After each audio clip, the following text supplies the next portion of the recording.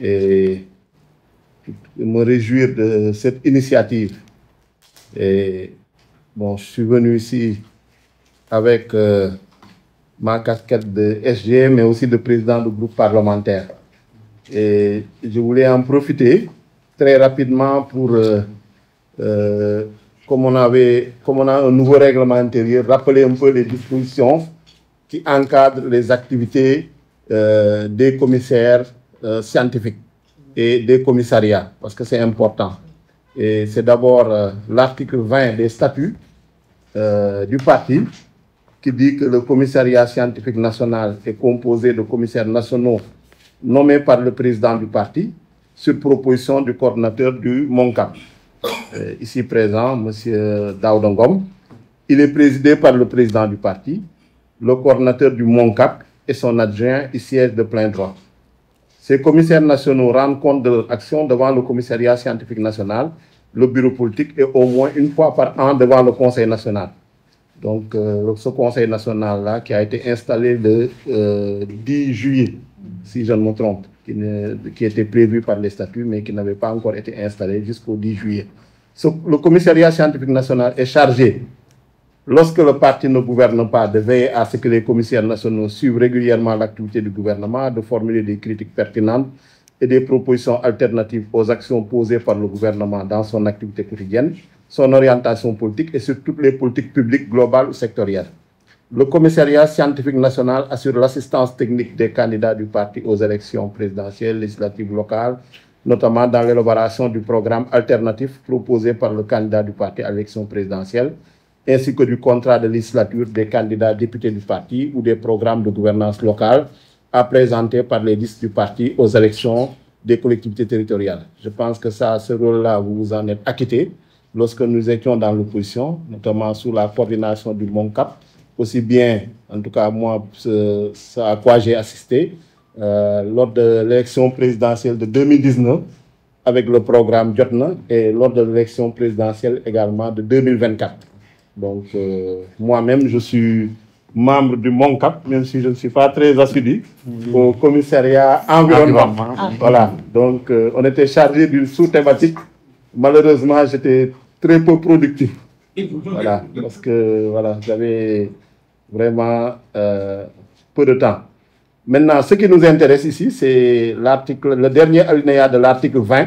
C'est lorsque le parti est au pouvoir, le commissariat scientifique national est chargé de suivre l'élaboration et l'application du projet politique du parti, de concevoir des programmes et politiques régulièrement mis à jour et d'assurer la coordination entre le parti et les assemblées parlementaires.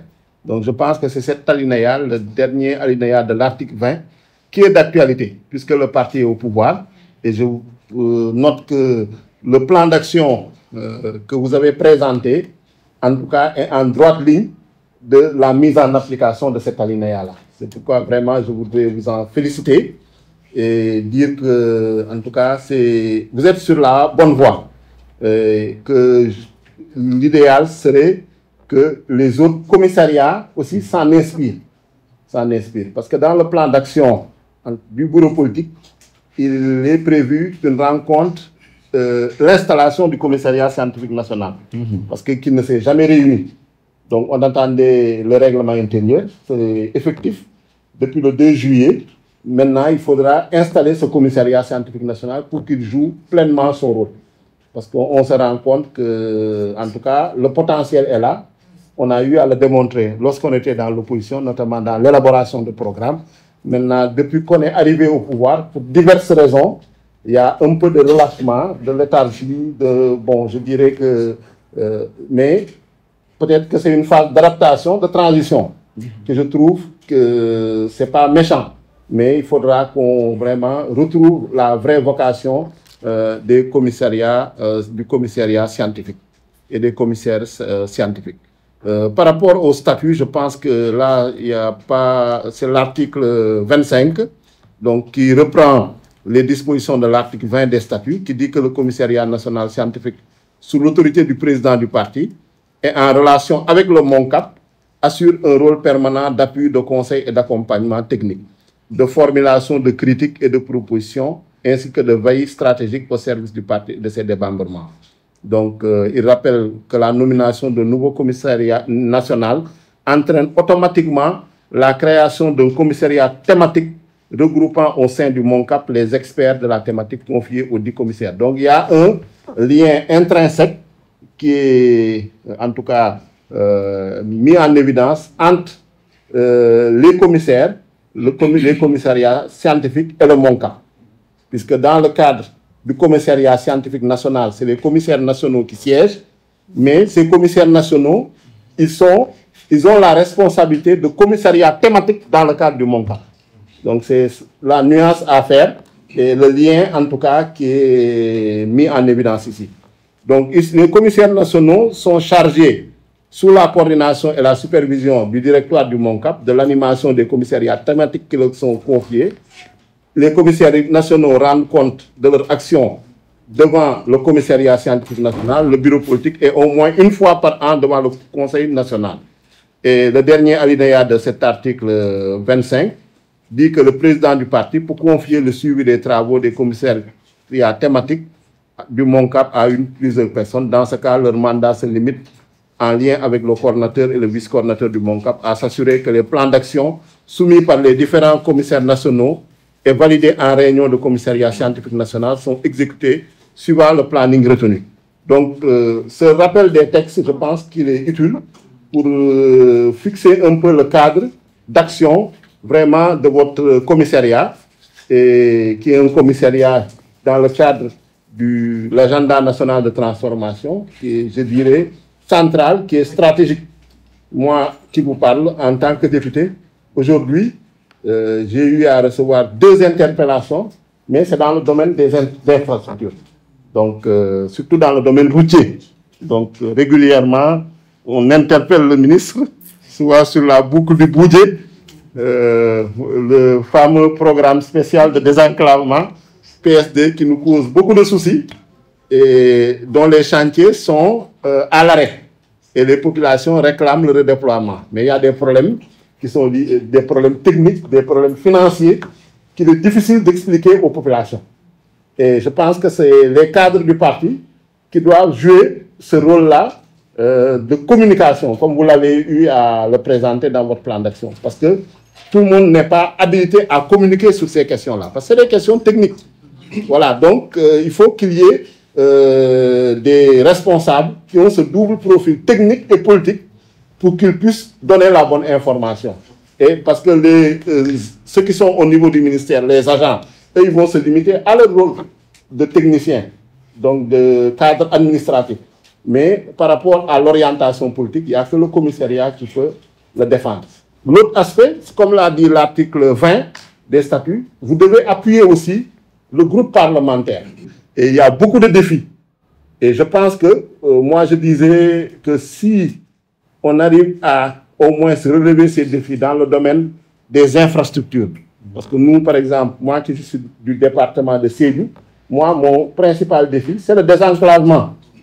Ensuite, peut-être, il y a l'électrification, l'accès à l'eau, des choses comme ça, la santé et l'éducation, etc. Bon, tous les aspects du développement sont importants et ils sont interconnectés. Il n'y a pas d'aspect secondaire. Mais quand même, il y a des priorités. Et ces priorités, les infrastructures et le transport en font partie. Voilà ce que j'avais à dire et vraiment, merci beaucoup à tous. Monsieur le ministre des Infrastructures, des Transports terrestres et aériens, Monsieur le secrétaire général du parti, président du groupe parlementaire, Monsieur le commissaire scientifique au transport et infrastructures, chers cadres, c'est un réel plaisir pour moi de participer à cette rencontre de haut niveau avec les cadres du commissariat scientifique transport et infrastructure du mouvement national des cadres. Je voudrais d'emblée remercier vivement le commissaire scientifique, les membres du commissariat pour cette initiative qui du reste entre dans le cadre normal du fonctionnement du mouvement des cadres. Et permettez-moi de faire un petit rappel sur le MONCAP, parce que, rappelons-le, le MONCAP a été porté sur les fonds baptismaux le 28 septembre 2018. À l'époque, PASTEF n'était pas ce qu'il est aujourd'hui. Je me rappelle, dans les textes du parti, à l'époque, il était dit qu'il devait y avoir 20 commissions scientifiques. Et c'est le 28 septembre 2018 que nous avions réuni en Assemblée générale tous les cadres du parti pour mettre en place ces commissions. Malheureusement, pour certaines commissions, on n'avait même pas de candidats. Parce que ce n'était pas évident au départ. Et ceux qui étaient là avaient occupé la place au départ. Mais entre-temps, le parti a vraiment grandi. Et nous sommes passés de commission scientifique à commissariat scientifique. Qu'est-ce qui a été à l'origine? À l'époque, c'est l'actuel président qui était coordinateur du MONCAP. Moi, j'étais son adjoint. Et à chaque fois qu'on convoquait une réunion du MONCAP, il y avait très peu de cadres qui venaient. C'était 2019-2020. Et à chaque fois qu'on disait que le président Ousmane Sonko était avec nous, tout le monde venait. Et on a trouvé une astuce pour dire au président du parti à l'époque, président, il faut que dans les nouveaux statuts du parti, qu'on ait une instance où on aura les commissaires scientifiques, c'était des présidents de commission à l'époque, le coordinateur du MONCAP, son adjoint et vous, pour qu'on puisse échanger sur les questions qui intéressent le parti. Parce que c'était comme, entre guillemets, un gouvernement. Hein. C'était 20 commissions scientifiques, tous les secteurs, et à la tête de chaque commission, il y avait un président. Et donc, c'est ce qui est à l'origine de cette instance dont le secrétaire général du parti parlait tout à l'heure, le commissariat scientifique national. C'est un commissariat, c'est une instance qui regroupe l'ensemble des commissaires scientifiques. Ils étaient 20 en 2018. Aujourd'hui, ils sont 26 parce que, entre-temps, il y a eu des éclatements. Par exemple, agriculture et élevage a été éclaté en deux. Tourisme, culture, artisanat, ça a été éclaté. La commission numérique est née en 2020. Donc, aujourd'hui, il y a 26 commissariats au niveau du MONCAP. Et comme pour le commissariat scientifique, le MONCAP a aussi une instance qui a été créée par l'article 21 des statuts du parti et qui rassemble les cadres. Les cadres sont regroupés au sein des commissariats scientifiques. Rappelez que le MONCAP, c'est un groupe pluridisciplinaire dont le rôle principal, c'est qu'il est chargé de la réflexion stratégique sur toutes les questions qui intéressent la vie du parti. Toutes les questions. Et c'est pourquoi aujourd'hui, pratiquement tous les secteurs, excepté, je le précise, défense et sécurité, le MONCAP travaille sur ces questions. Défense et sécurité, pourquoi? Parce qu'à l'époque, le président du parti nous avait dit que nous avons un vice-président chargé de tout ce qui est défense et sécurité. Et ça aurait été un doublon de travailler sur ces questions. Et c'est ce qui a expliqué que je vois le doyen Ndiogou Ndiaye qui était dans cette commission. Cette commission, malheureusement, c'est ce qui explique qu'elle n'a pas été retenue lors de la restructuration du parti. Donc, être membre du MONCAP, c'est être un cadre de PASTEF, mais c'est avoir la capacité de mettre à profit ses connaissances, son expertise et son expérience au service de PASTEF les Patriotes. Le membre du MONCAP doit avoir une formation solide, une expertise avérée dans son domaine de compétences. Dans le domaine de compétences où il a choisi d'apporter sa contribution pour le bien du parti. Donc, le cadre du MONCAP doit être une force de proposition. Et il doit participer de manière active aux activités et travaux, que ce soit au sein de sa commission ou commissariat, ou dans les différentes instances du mouvement national des cadres. Le président Aïb l'a dit tout à l'heure, à la limite, on nous dit que vous étiez plus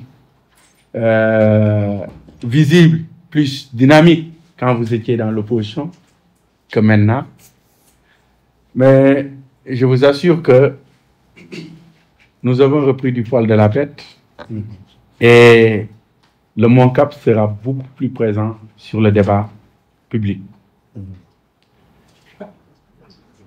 Chers membres du commissariat, je magnifie donc cette idée d'organiser cette activité centrée sur le plan de redressement qui a été présentée par le Premier ministre le 2 août passé. Et mon plaisir est d'autant plus grand que ça coïncide avec le moment où le MONCAP doit lancer son plan de relance, que l'on a appelé PRAM, plan de relance des activités du MONCAP. Parce que le MONCAP entre dans une nouvelle phase de son histoire. Quand on était dans l'opposition, on réfléchissait beaucoup, on critiquait beaucoup, mais aujourd'hui, nous ne pouvons plus critiquer. Nous sommes au pouvoir. Et je me disais tout à l'heure que ces débats doivent être faciles. Quand je vois à côté de moi Souleymane Gueye, quand je vois Ndiogou Ndiaye, quand je vois Atoumane et l'autre Baye Niasse, qui occupent des postes au sein du ministère, je me dis que ils doivent servir de relais. Et le travail doit être facile pour qu'il y ait un link, pour que le MONCAP puisse être une force de proposition pour le ministère en charge des infrastructures. Donc je disais que nous sommes dans une nouvelle phase parce que nous faisons face aux défis, à de nombreux défis économiques, sociaux et institutionnels du Sénégal. Et nous sommes aujourd'hui à l'heure où le gouvernement, sous la houlette du Premier ministre, a lancé son plan de redressement. Et il est de notre responsabilité, en tant que force d'analyse, de proposition et d'action, de nous repositionner. Et c'est pourquoi je magnifie cette initiative. Il faut que nous nous repositionnons au cœur du débat national. Et c'est pourquoi je vous disais tout à l'heure que nous avons déjà conçu un plan de relance qui s'articule principalement autour de 4 axes majeurs. L'axe 1, c'est l'animation intellectuelle et idéologique du mouvement des cadres. Nous avons prévu de relancer les universités du MONCAP. C'était une très bonne expérience. Malheureusement, on n'a eu à faire que 2 éditions, mais nous étions arrivés à un moment où ce que les Wolofs disent, Balangane Nam Nefa, on n'était plus en mesure d'organiser ces universités du MONCAP. On avait organisé, je crois, 2 éditions, l'une sur le numérique, l'autre sur les finances publiques, je crois, et l'économie endogène. Mais après, bon, ça s'est arrêté parce que on n'avait plus la possibilité. On ne pouvait plus organiser ces universités du MONCAP. Donc, nous allons relancer ça avec des ateliers, des panels, des conférences thématiques mensuelles autour du projet passif. Nous avons aussi comme idée de lancer ce qu'on a appelé les cafés politiques. C'est des formats courts et réguliers en présentiel. Parce qu'on le faisait, hein. Je me rappelle, 2018, 2019, 2020, on faisait ce qu'on appelait les after-work du MONCAP. Par exemple, le soir, à 17h, à la descente, on se regroupait autour d'une thématique dans un endroit où on échangeait, on discutait sur un sujet. Et c'était très intéressant parce que ça permettait au cadre de se connaître. Malheureusement, depuis 2020, nous sommes plus dans le virtuel que dans le présentiel. Situation oblige. Mais actuellement, je crois qu'il est temps d'organiser des rencontres en présentiel pour permettre au cadre du parti de se connaître. Parce que beaucoup d'entre vous, je connais le nom, mais je ne vous connais pas physiquement parce qu'on ne se voyait pas. On était tout le temps en ligne. Et toujours dans le cadre de cette animation intellectuelle, des notes d'analyse qu'on faisait, je me rappelle très bien, on était dans l'opposition, mais on faisait des questions pour les députés, notamment en 2017, on avait un seul député, le président Ousmane Sonko, et on échangeait beaucoup avec lui, on lui faisait des notes, des questions orales. On le faisait après lui, le groupe par la 14e législature, je crois, 13e ou 14e législature, avec le groupe de Yewwi. On le faisait, mais c'est des choses que nous devons reprendre. Ce n'est pas parce que nous sommes au pouvoir que nous ne devons pas faire ces fiches techniques. Parce que ces fiches techniques sont utiles, même pour les débatteurs du parti. Et l'axe 2, c'est le soutien à l'action politique.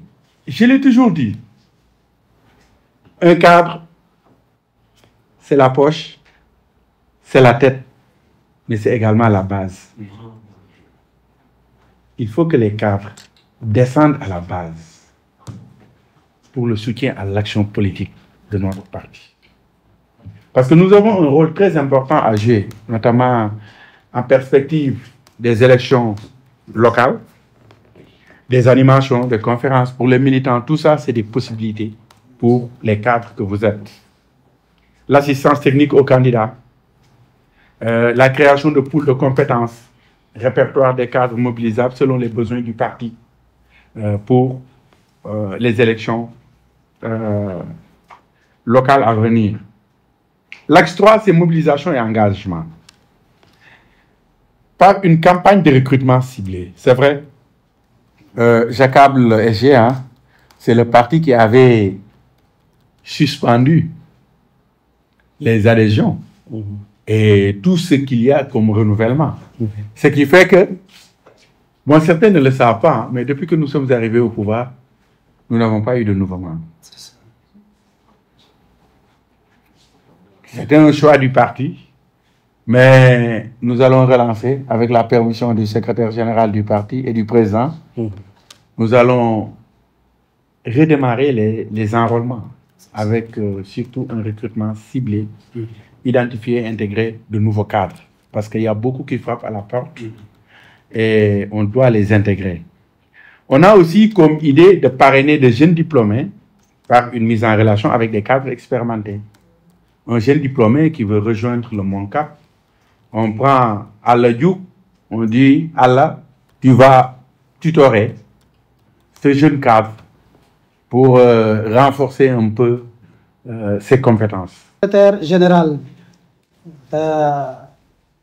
honorable député Aïb Dafé, président du groupe parlementaire de PASTEF à l'Assemblée nationale, monsieur le coordinateur du MONCAP, mon cher ami et frère, monsieur le ministre Daouda Ngom, ministre de l'Environnement et de la Transition écologique, le METE, monsieur le commissaire scientifique, mon ami et frère, monsieur Abdou Ndiaye, vous et tous les membres du commissariat scientifique que vous avez l'honneur de diriger, mesdames et messieurs les responsables et ressources du MONCAP ici présents, les présidents de conseil d'administration, les présidents de conseil de surveillance, les directeurs généraux, les directeurs et les directrices, on en a ici aussi. Monsieur le modérateur, mesdames, messieurs, chers sympathisants, chers invités, je me réjouis profondément et doublement d'avoir été invité solennellement par le MONCAP ici pour échanger avec le commissariat en charge des infrastructures et des transports, pour échanger avec des objectifs établis à travers vos TDR qui m'ont été envoyés. Ça me rappelle lorsque l'idée de mettre en place le MOGIP était agitée. J'avais une fois partagé avec le président du parti, le président Ousmane Sonko, que je salue de passage, quand il réfléchissait pour dire fallait-il isoler les femmes ou faire en sorte qu'elles soient très hautement représentées dans les instances de parti. Finalement, lui-même avait été mis en minorité et le mouvement du MOJIP a été mis en place. Mais la réflexion doit continuer, pas sur la question du MOJIP, mais sur l'occupation des femmes au niveau des plus hautes instances. Merci pour avoir répondu présent à cette instance convoquée par le MONCAP. Donc, à mi-parcours de mon propos introductif, je magnifiais cette initiative en vous manifestant ma disponibilité. Disponibilité que j'ai montrée ou dont j'ai fait montre parce que j'ai déjà reçu le commissariat avec l'ensemble de ses membres du bureau pour travailler à avoir et à mettre en place cette collaboration qui devrait être franche et fructueuse, qui aujourd'hui doit continuer. J'ai suivi avec beaucoup d'intérêt la présentation faite par Madame la directrice du FERA, qui est également de MITA.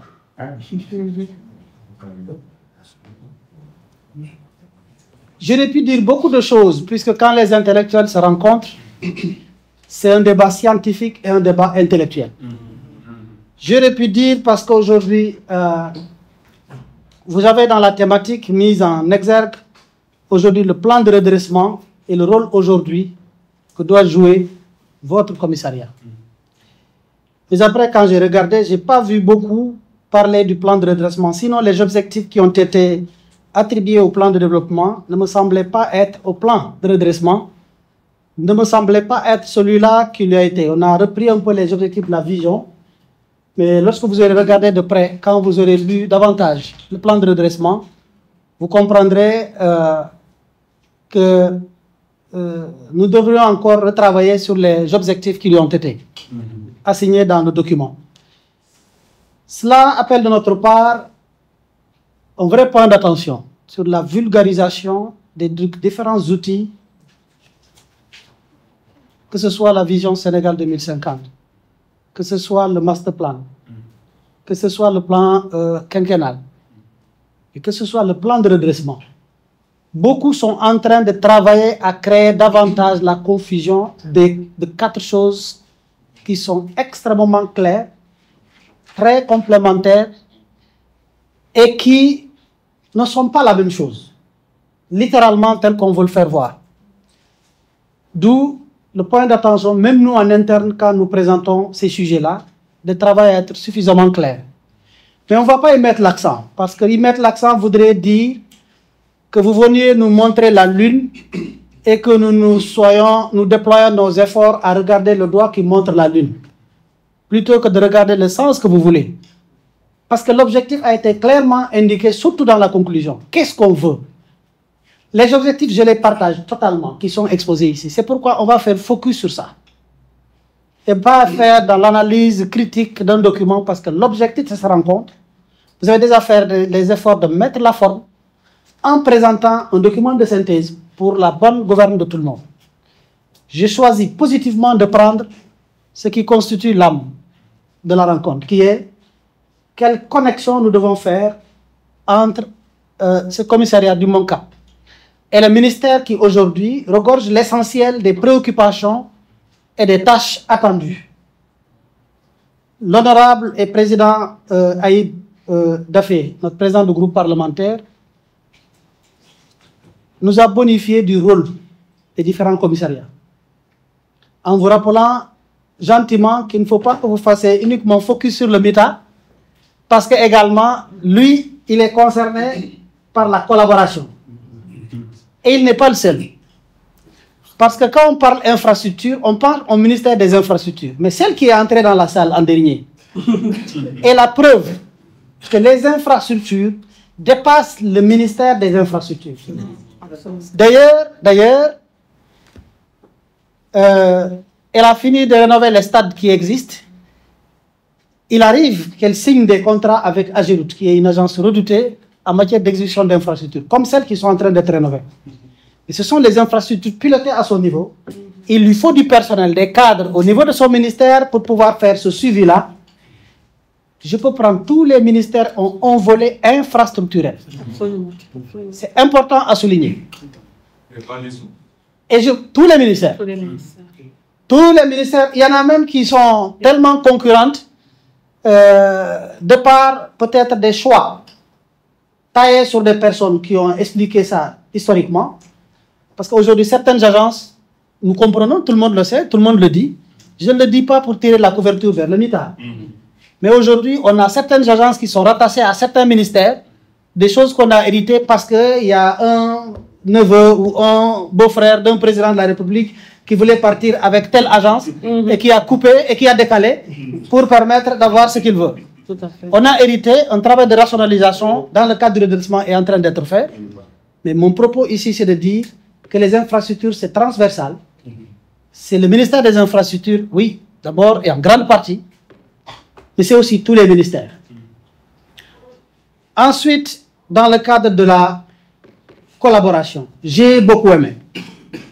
Vous pouvez même aller au dernier slide ou au niveau des objectifs.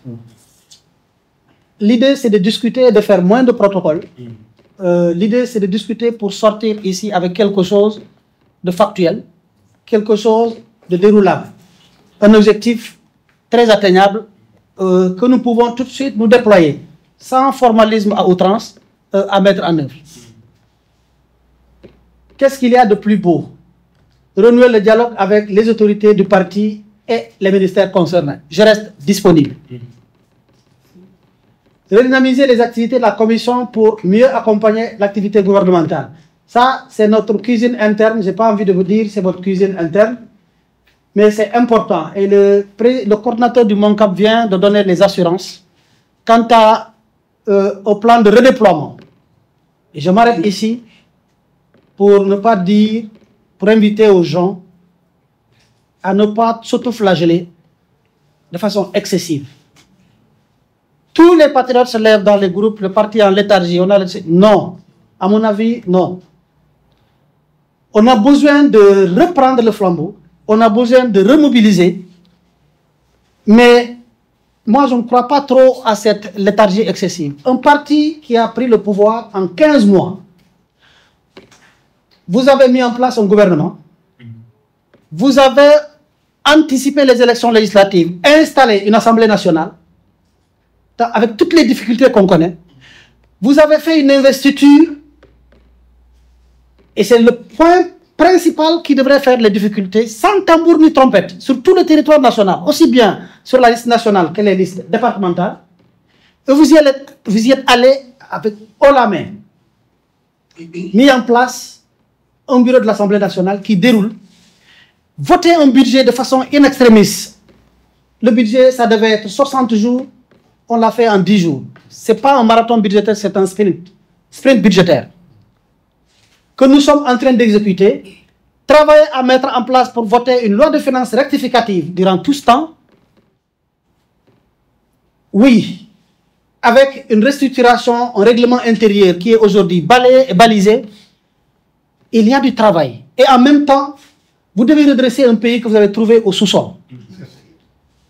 Vous devez faire les comptes en contredisant même les institutions internationales, les plus redoutées, peut-être même avec leur complicité négative.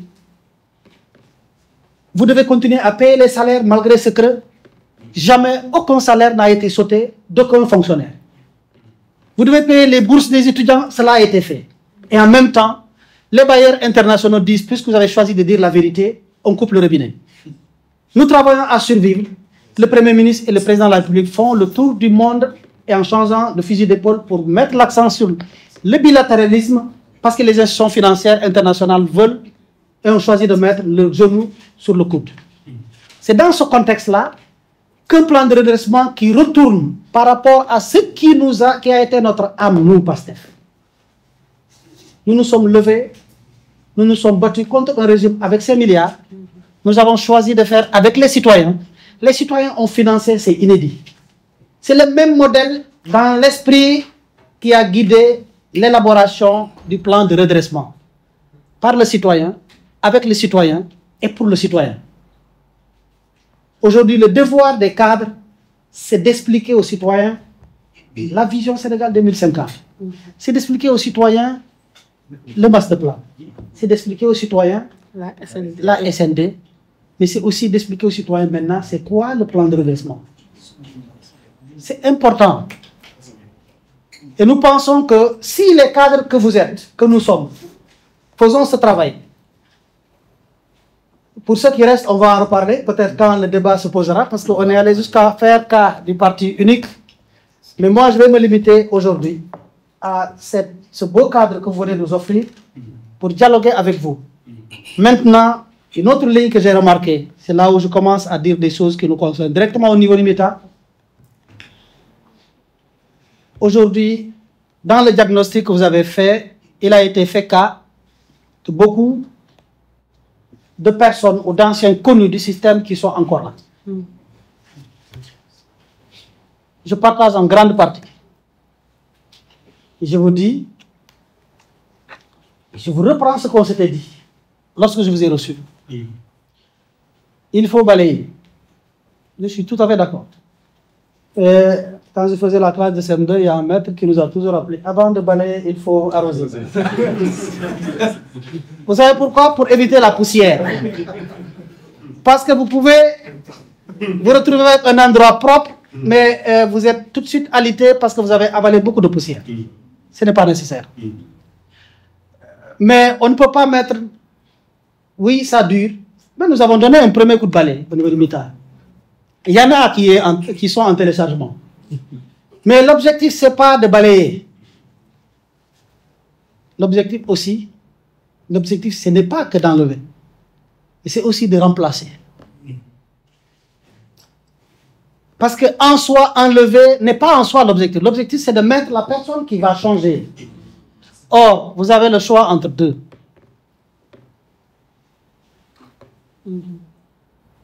Et le meilleur des deux, c'est quand vous arrivez à renouveler les personnes et qui acceptent et qui comprennent et qui font et qui portent le changement. Vous pouvez avoir le cas de changer la personne qui continue à dérouler ce qui était là. Là, c'est pire. Mieux vaut même maintenir celui qui était là. Au moins, il a les aspects positifs qu'il peut mettre. Mais le plus important, c'est qu'on mette quelqu'un qui doit pouvoir. Et je sais que ça ne manque pas. Nous y travaillons fortement. Mais j'ai un conseil par là que je vais terminer. Nous avons aussi vendu à tous les Sénégalais que personne dans PASTEF ne s'est battu pour un poste. Nous avons vendu à qui voulait l'entendre et le pacte qu'on a signé avec toutes les autorités du parti, qui leur a valu qu'on n'était pas... PASTEF avait à un moment donné, en 2019, des problèmes pour avoir des alliances. Tout ce qui venait, la première question, Monsieur le Président, vous candidat, c'est quoi mon budget pour la campagne? C'est quoi mon quota? Qu'est-ce que vous me donnez après? La réponse, nous ici, c'est le don de soi pour la partie. On devait attendre ce que vous devez apporter pour la campagne. Ensuite, le reste, c'est en fonction de la compétence. Et c'est ça qu'on a. Et en interne, c'est le même pacte qu'on a eu. Ce qui est inacceptable, c'est que les gens qui nous ont combattus et qui ne feront rien pour que les choses changent, restent aux places où elles sont. Je suis tout à fait en phase avec vous. Ça, on est vraiment en phase et nous y travaillons. Pour ne pas vous mentir, j'ai même eu le rappel d'un des, je dirais, de mes patrons hiérarchiquement dans le parti sur le sujet, pour vous dire que nous sommes sur le chemin, tout en insistant sur la parfaite collaboration attendue également des membres du MONCAP. Travaillons à mettre le cadre. Je suis d'accord, surtout les after-work, j'aime bien. Travaillons à mettre le cadre et partout également où vous vous retrouvez entre patriotes dans les ministères, et travaillez à mettre en branle la fraternité, la solidarité. Parce que les gens peuvent se tromper de bonne foi, mais on peut travailler à les en éviter. Monsieur le coordinateur de MONCAP, vous avez la responsabilité. Cette question de tutorat me paraît importante. Je suis à votre disposition. J'attendrai le déroulement pour voir quel cadre de collaboration envisagez-vous qu'on mette en place, sachant que la place de tout le monde, ce n'est pas forcément avoir un poste au niveau du gouvernement. Il y en a aujourd'hui qui sont sur la table, qui sont vus proposer des postes, qui ont dit qu'ils ne sont pas là pour ça. Il y a ceux qui sont dans le privé et qui travaillent ardemment. Mais aussi, le parti, les patriotes doivent comprendre que chacun doit aller se battre dans les syndicats, légalement. Chacun doit se battre dans les forces d'influence, légalement. Je vous remercie de votre attention. Merci vraiment aux très chers camarades de parti ici présents. Et je ne veux pas manquer quand même de distinguer vraiment à travers mes salutations mes collègues, monsieur le ministre en charge de l'environnement et de la transition écologique, notre coordonnateur aussi national du mouvement des cadres, professeur Dardongo, Juma Moubarak, et en vous signalant que dans votre pays, il y a beaucoup de déchets plastiques. Hein. Là, vraiment, il faut très vite agir. C'est ça. Monsieur le ministre aussi en charge des transports, honorable député, président de notre groupe parlementaire, Aïb Dafé, et je me réjouis également aussi de trouver aussi ma soeur de parti, ma camarade aussi. Voilà. Vraiment, merci beaucoup. Le directeur général aussi de... Le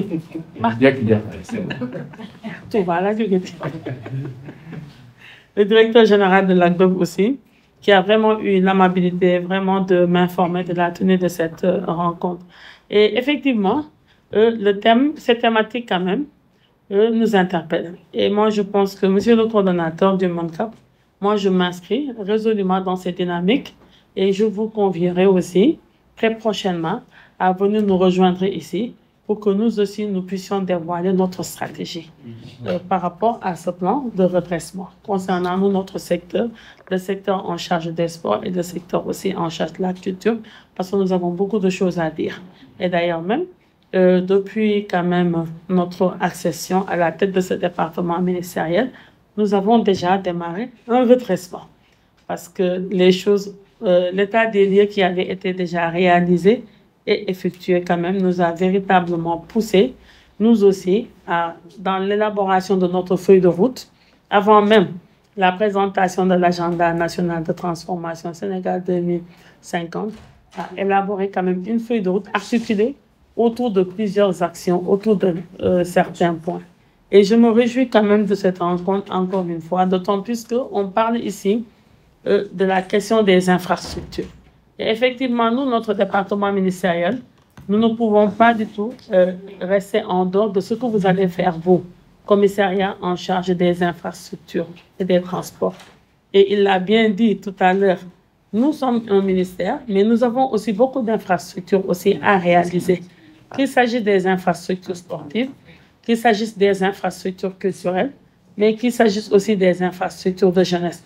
Et d'ailleurs, les premières tournées que j'ai eues à effectuer, je me souviens, étant à la tête de ce département ministériel, c'était d'abord d'aller faire en fait le tour des chantiers concernant les stades, concernant aussi certaines infrastructures culturelles qui ont été entamées sous l'ère de l'ancien régime et qui jusqu'à présent n'ont pas été achevées. Et moi, je vous dis dorénavant, et d'ailleurs ça, moi, c'est mon point de vue, et j'ai même déjà fait en fait une proposition par rapport à cela, et j'ai aussi posé des actions en ce sens-là. Il nous faut, nous, moi, je pense, mettre sur pied un seul cadre stratégique de pilotage de l'ensemble des infrastructures qui devront être quand même réalisées durant ce quinquennat. Cela nous permettra d'être plus efficaces, cela nous permettra d'aller plus rapidement. Chez nous, par exemple, au niveau du département en charge de la jeunesse, des sports et de la culture, nous avons une direction des infrastructures sportives. Mais cette direction des infrastructures sportives, moi, je pense que nous tous, on gagnerait à centraliser tout ça au niveau d'un seul organe. Il existe déjà l'ACBEP et le directeur général de l'ACBEP, il est là. Moi, sous mon magistère, les chantiers de construction que j'ai déjà enclenchés, nous l'avons conçu, nous l'avons élaboré, mais nous avons confié la tâche, les tâches de construction à l'ACBEP.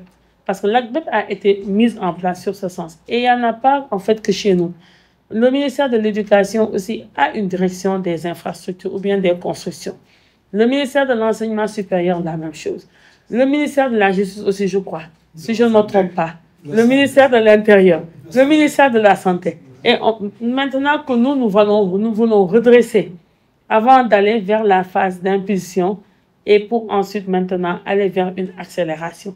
Il nous faut revoir tout cela.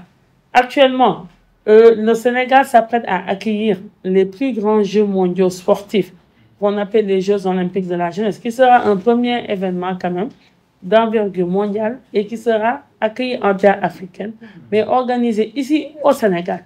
Et c'est la Géroute en fait. C'est l'AGEROUTE qui est en train quand même vraiment de réaliser tous les chantiers, des sites qui devront abriter l'ensemble des compétitions. Il y a aussi, concernant aussi les autres sites de compétition, nous avons aussi le ministère des Forces armées. Et pourtant, ces Jeux ont été octroyés au Sénégal, l'organisation, depuis 2018. Et arrivé en 2024, rien n'était encore prêt. Ah oui, je le signale aussi. C'est sous notre ère, avec le président Bassirou Diomaye Diakhar Faye, qu'il y a eu quand même une accélération de ces constructions. Mais je vous dis que jusqu'à mon arrivée, aucun chantier concernant les sites de compétition, aucun chantier concernant les sites d'hébergement des athlètes n'avait encore démarré. La question, moi je ne sais pas pourquoi, la réponse, mais ce qu'il y a par rapport à ce plan de redressement économique et social, nous on gagnerait au moins pour ce quinquennat de supprimer, et ça c'est ma conviction forte. Il nous faudra quand même recentrer tout cela, supprimer l'ensemble des directions des infrastructures qui existent.